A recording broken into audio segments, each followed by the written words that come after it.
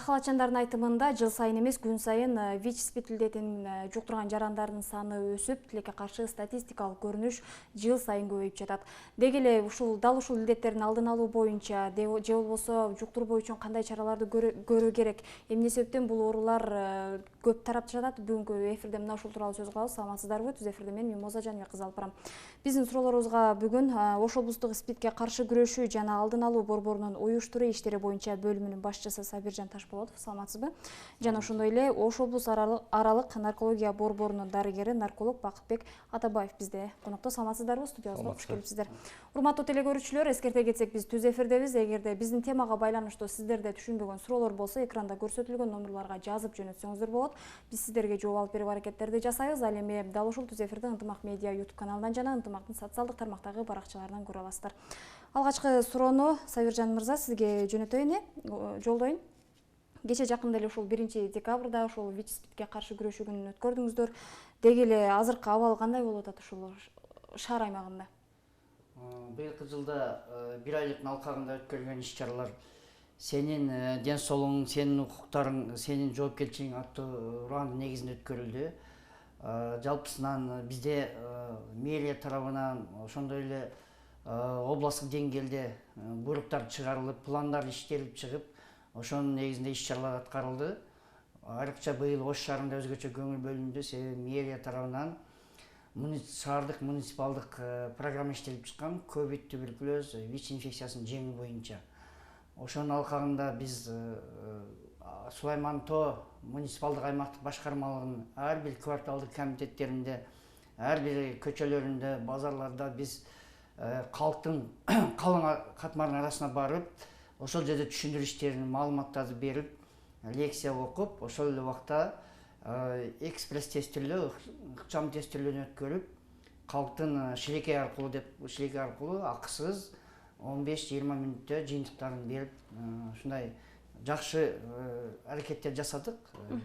Ошондой эле биз Алымбек Датка этно борборунда 1-декабрь күнү жыйынтыктоочу акция өткөрдүк. Акцияда жалпы шаардын студенттери, жаштары, ошондой эле шаардын жарандары, муниципал аймактык башкармалыктын кызматкерлери катышып, бул жерде флешмоб өткөрүлдү. ВИЧ-спид боюнча викторина деп коет, экспресс викторина, суроо жооп өткөрүлүп, ошол жерде жеңүүчүлөргө сыйлыктар берилди. Ошондой эле концерттик чыгармачылыктар менен коштолду. Жогоруда айтып атпайсызбы, ушул акысыз текшерүү өткөрүлдү депчи? Ушул акысыз текшерүүдө канча жаран өтө алды ушудан? Акысыз текшерүүдө биз азыр 1 жума иштедик. 1 жумада 500дөн ашуун жаран текшерилди. Алардын ичинен ВИЧ илдети табылган жок, таза, бардыгы таза. Рахмат.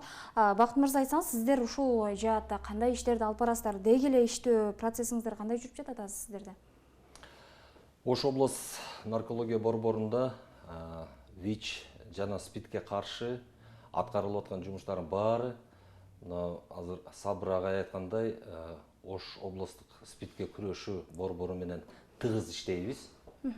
Ал негизгиси бизде жанагы тобокел тайпасы деп коет. Ошо тобокел тайпасына мурда биринчи кезекте бул баңгизатты тамырдан же болбосо ийне саюу аркылуу колдонгон бейтаптар кирчү.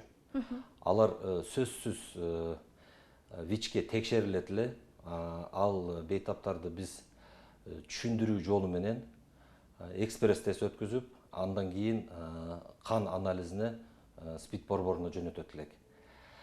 Азыркы учурда биздин наркология борборунда ушу эл аралык мекемелердин күчү менен проекттер иштейт. Ал проекттин бирөөсү заместительная терапия метадоном. Ошонун ичинде эле ДКТ деген кабинетибиз бар, дотестовое консультирование. Сырттан келген жарандар ошол жерден врач-наркологтордон консультация алып, ошол жерден тестке чейин консультация алып, анан кийин ошол жерде бейтаптарда суроо жаралса, бейтаптарга толук түшүндүрүүнү берип, анан кийин бейтаптардын макулдугу менен бизде ошол жерде шилекей аркылуу экспресс тест өткөзөбүз. Анан кийин ошонун негизинде керек болсо ВИЧ СПИД центр борборуна жөнөтүлөт кан анализине. Андан сырткары тобокел тайпага азыр кирип калды мына чет мамлекетте көп жылдан бери жүргөн жарандар. Себеп ал жерде ар кандай учурашы мүмкүн. Көбүнчө эми мына көп жылдан бери 20 жылдан мурун башталган азыркы биз аткарып аткан ишибиз мурда биринчи орунда ушу ийне сайынуу баңгизатты шприц аркылуу колдонгон бейтаптар биринчи орунда турат эле ВИЧ СПИД боюнча.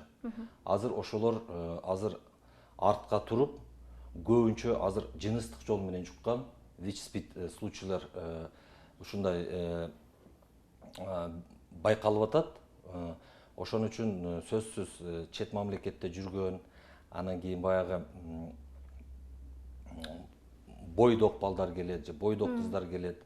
Баягы үй бүлөлүк абалына карата аларды да сөзсүз 2 жылдан ашык чет мамлекетте жүргөн болсо түшүндүрүү жолдору менен макулдугун алып туруп, консультация өткүзүп, анан консультациядан кийин экспресс тестирование өткүзүп туруп, андан кийин керек болсо ВИЧ СПИД центрине жөнөтүп, кан тапшырууга жөнөтөбүз.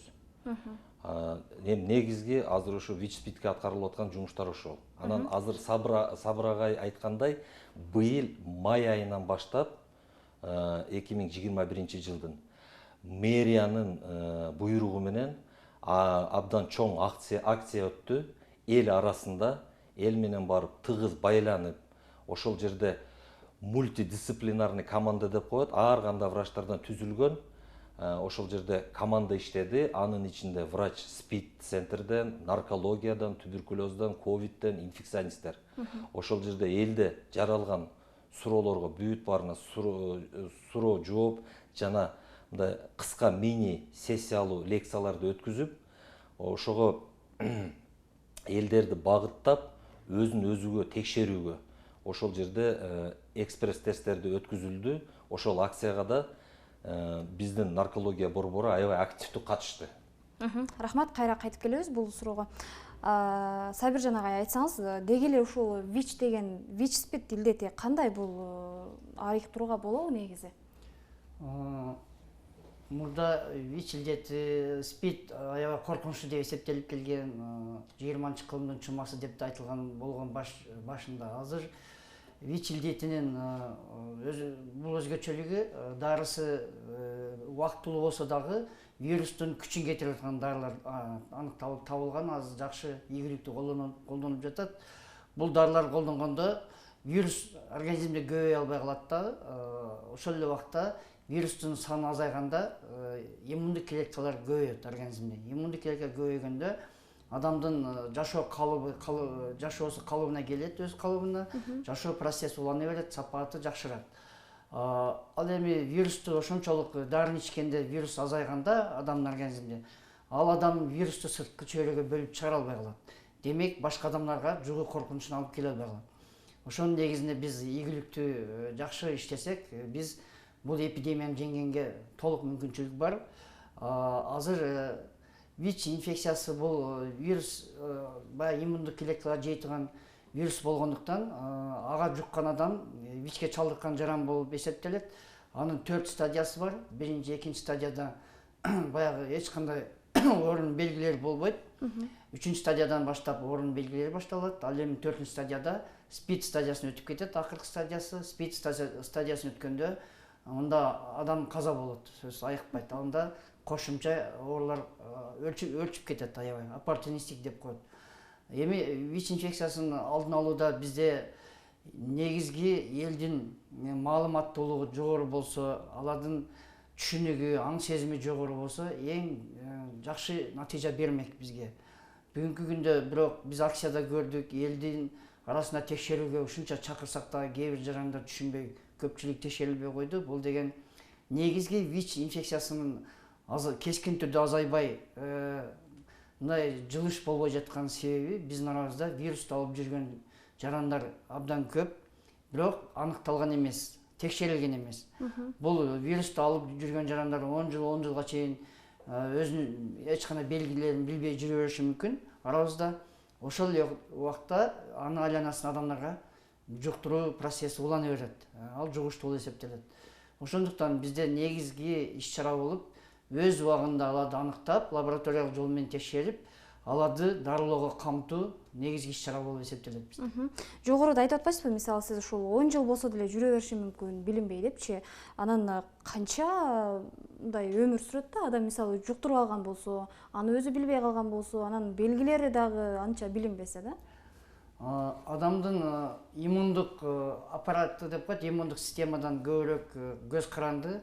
Адам иммундук системасы баягы ден соолугу чың болсо, ошол адамдар 10 жылга чейин созулат. Ал эми ден соолугу начарыраак, баягындай башка оорулар менен ооруган, начарыраак адам болсо, анда эртерээк билинет аларда. 5 жылда, 6 жылда билиниши мүмкүн. Эми ошол ден соолугу чың адамдар деле кээ бир белгилери болот, бирок маани бербейт да. Ошол эле адамдар ыстмалайт, жөтөлөт, грипп болот. Ошондой эле алардын ичи өтүшү мүмкүн, бой өспөй, салмак азайып белгилер болот, терисинде кычыткы оорулар болот. Бирок алар өзүндө вирус бар экенин билбейт дагы. Азыр дарылар көп, аптекалардан дарыларды алып колдонуп, врачтарга барганда дагы ачыгын айтпастан дарыланып, ошол менен узакка созулуп кетип атат, узакка созулуп баратат. Алар ошол дарыланып жүргөн убакта оорунун белгилери убактылуу жок болуп кетет. Убактылуу билинбей калат дагы, кийин кайра кайталана берет. Кайра кайталанып, ошентип атып билинбестен өрчүп кетет. Рахмат. Бакыт мырза, ушул сиз айтып атпайсызбы, мурда аныктоо кыйын эле, азыр бир аз жеңилирээк болуп калды депчи. Анан сиздер тарабынан мисалы түшүндүрүү иштеринин алкагында, мисалы жарандар, балким ачык айткан жарандар болушу мүмкүн да, бир белгилерин айтыпчы, аларга кандай кеңештерди бересиздер? Мисалы сиздерге балким ачык айтып кайрылган жарандар болобу? Же болбосо текшерүүдөн өтүп коеюн деген сыяктуу? Эми өзү бизде наркология борборунда анонимдик түрүндө сөзсүз консультация болот. Анан анонимдик түрүндө дарылоо бар. Бизге мисалы жарандар өзүнүн аты жөнүн айткысы келбесе, келип бизге кайрылып, кандай бир белгилерди, терс белгилерди өзүнүн денесинде байкап калып, бизге келип ошолорду айта турган болсо, алардын кеңеш берүүсү анонимдик, бул секретный деген түрүндө болот. Алардын фамилия, аты жөнү эч жакка айтылбайт. Анан кийин өздөрүнүн каалоосу менен биз ушу ВИЧ-СПИДке баягы жакындап, же болбосо анык эле симптомдору пайда болгон болсо, белгилери пайда болсо, биз аларга сөзсүз түрүндө кеңешүү бергенде, сөзсүз ВИЧ-СПИД центрине барып, канды тапшырып, кан анализинен сөзсүз өзүнүн ошол учурдагы абалын билгенге биз кеңеш беребиз. Анан кийин эми биздин мына специфика боюнча наркологияга көбүнчө арак-шарап ичимдик менен жана баңгизат колдонгон бейтаптар кайрылышат. Ошолордун арасынан баңгизатка баңгизат колдонгон бейтаптарга биз сөзсүз тестке чейин деген консультирование өткүзөбүз. Анан кийин алардын макулдугу менен өзүбүздүн борборубузда экспресс тест өткүзөбүз шлейкий аркылуу. Анан кийин анын жыйынтыгы боюнча керек болсо СПИД центрине жөнөтөбүз кан аркылуу анализ тапшырганга. Ошол борборубуздагы жана мен айтып кеткен заместительная терапия метадоном деген бул ачылганына уже 20 жылга жакындап калды. Ал проекттин эң негизги мааниси ушу баңгизатты колдонгон, ийне сайынычуу адамдар арасында ВИЧ-СПИД азайтыш үчүн, таркабаш үчүн жана бир эле ВИЧ спид эмес, азыр ага айткандай оппортунистический инфекциялар бар. Бул деген кошумча инфекциялар. Бул гепатит болушу мүмкүн, өтө коркунучтуу. Андан сырткары туберкулез, андан сырткары дагы башка инфекциялуу оорулар. Ошолорго биз сөзсүз өзүнүн адистерине жолдомо берип, ошол адистерден булар барып кеңеш өтүп, ошол кандай дарылоо керек болсо, ошол дарыларын кошумча өткүзөбүз. Биздин борбордун негизинде азыр мына шаардын өзүндө 3 пункт бар, бекерге метадон бериле турган.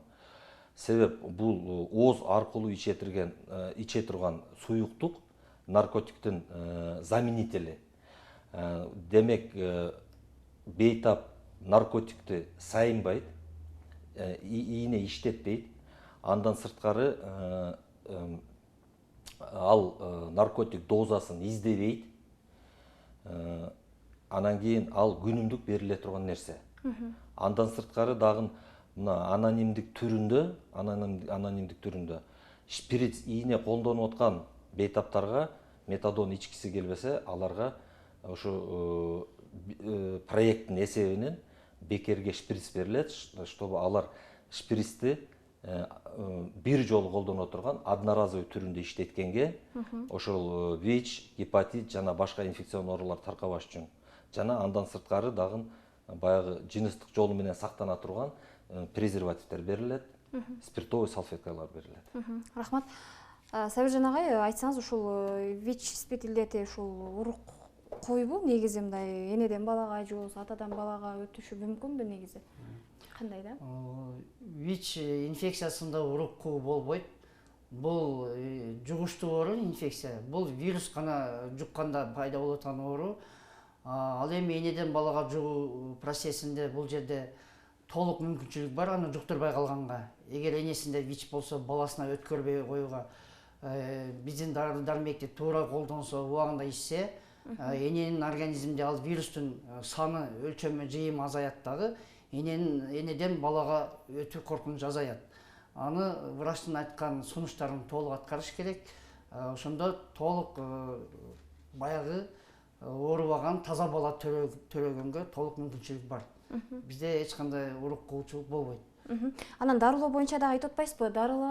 Мисалы бир адамды канча убакыт дарылаганга кетет, мисалы, канча убакыт дарыланыш керек? Бул дарылоо башка оорулардан өзгөчөлүгү өмүр бою ичиш керек. ВИЧке чалдыккан жаран өмүр бою ичиш керек. Себеби вирусту жок кыла турган дары ойлонуп таба элек бизде дүйнө жүзүндө. Вирустун күчүн кетире турган гана дары бар.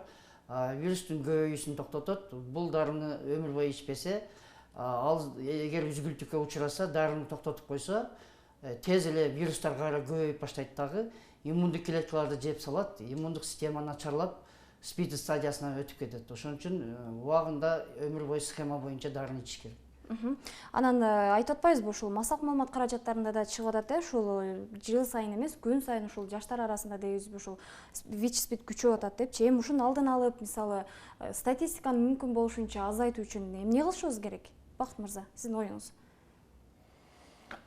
Менин оюм боюнча статистиканы азайтыш үчүн мына абдан чоң жумуштар буга чейин алынып келатат. Азыркы учурда болуп атат, мен ойлойм дагы болот.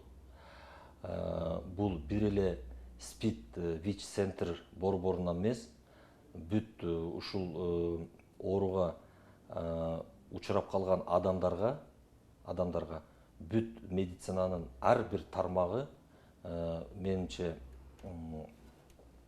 азыр колунан келишинче жардам көрсөтүп жатат. Эми мен ойлойм, негизгиси бул эл журтубузга маалымат жеткизүү. Анан маалыматта абдан туура болуш керек. Себеп көп булактарда, мисалы интернет булактарда же башка булактарда кээде элдер туура эмес маалымат угуп калышат.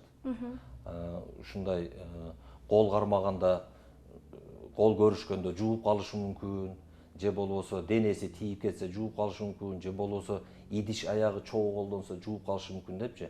Ошол туура эмес маалыматтардын баарын четке чыгарып туруп, элге туура маалымат жеткизиш керек. Бул эң негизги ушу бул средства массовой информация деп коет, бул телевидение, радио, андан сырткары ушу тиешелүү адистердин ушундай чыгып элге түшүнүксүз суроолоруна жооп берүү. Ошол максатта быйыл мына почти 1 жылдын ичинде ушул акция жүрдү. Акция жүрдү, агай өзү баштап кетти ал жөнүндө. Азыр Сабыр агай сүйлөп кетти. Мына март, апрель айында даярдоо болуп, андан сырткары 2 айлык акция май-июнь ичи болду. Экинчи акциясы август-сентябрь ичи болду. Анан мына 3-чү акциясы декабрда болду. Именно жөнөкөй элдер менен бир эле жанагы мектептерде же болбосо бир жерде отура турган бир залдарда эмес, көчөдө эле учурашып эле ошол жерде элдерге түшүнүксүз суроолоруна туура жооп берип, туура эмес болуп аткан алып жүргөн маалыматтарын түшүндүрүп, ошо туура жолго салып, ушул акциянын мен ойлойм абдан чоң пайдасы элге тийди. И кошумча эл маалымат алды, и ошо арасында түшүнүп жана ошол жерден элдердин тесттен өткөнү да аябай жакшы болду. Анан Сабыр агай, сиздер ушул жыл сайын 1 декабрда ушул маалымат бересиздер, жанагындай акцияларды өткөрөсүздөр. Анан башка убактарда ушул декабрь айынан башка убактарда деле мындай түшүндүрүү иштерин жүргүзүп, бир аракеттер жүрөбү негизи?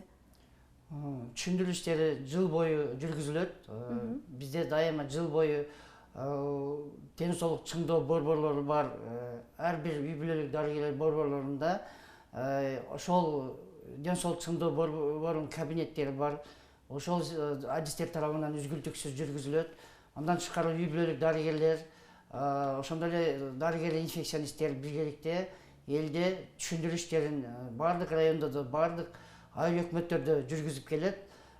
Биз аларды дайыма колдоо көрсөтүп, барып, аларга туура багыт берип, бул иш-чараны үзгүлтүксүз улантабыз жыл бою. Рахмат, урматтуу коноктор, бизге бөлүнгөн убакыт соңуна чыгып баратат. Андыктан жалпы көрүүчүлөргө сиздерде айта турган маалыматтарыңыздар болсо, же болбосо кайрылууңуздар болсо, кайрылып кетсеңиздер болот. Сиздерге эркин микрофон. Бакыт мырза, сөз сизде.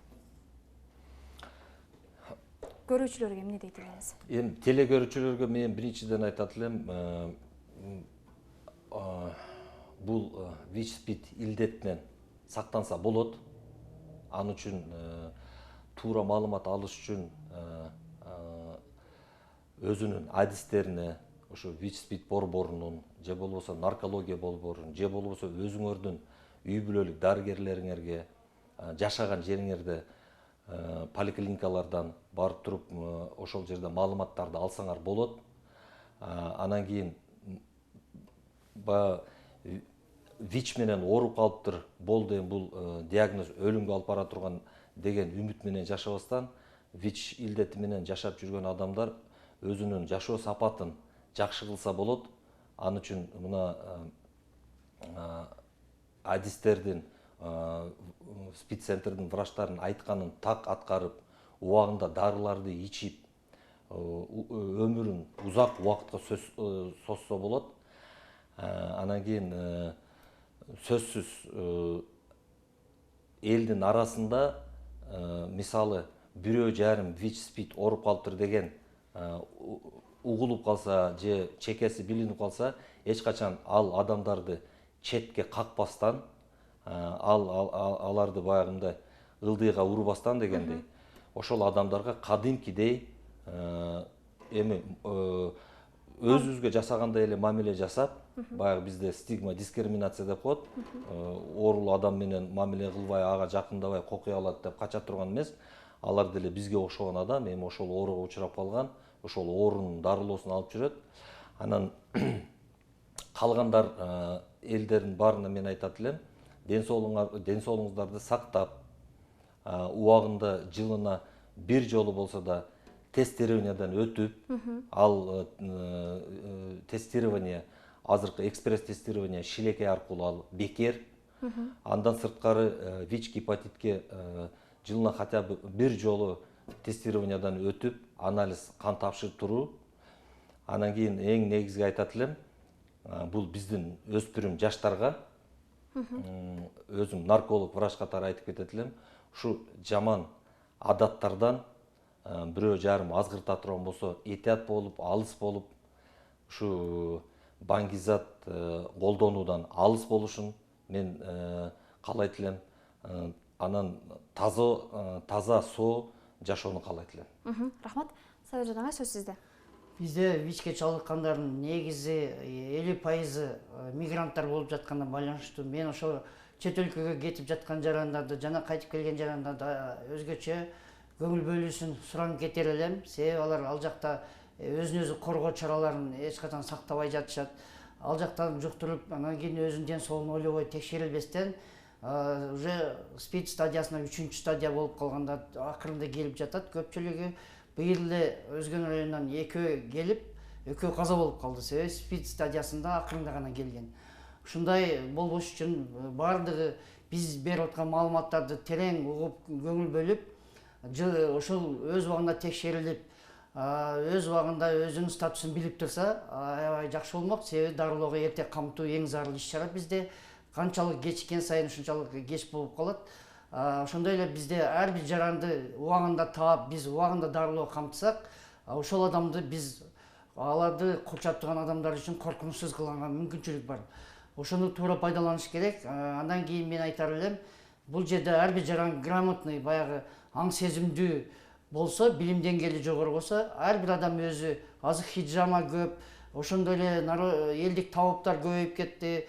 Маникюр, педикюргө, чач тарастарга барат. Баягы жеке менчик медициналык мекемелерине кайрылышат. Ошондо аларга колдонуп жаткан инструмент, аспаптардын таза экенин, стерилдүүлүгүн өздөрү көзөмөлдөй билиш керек. Андай кылбаса бул жерде коркунучтар бар, жок эмес.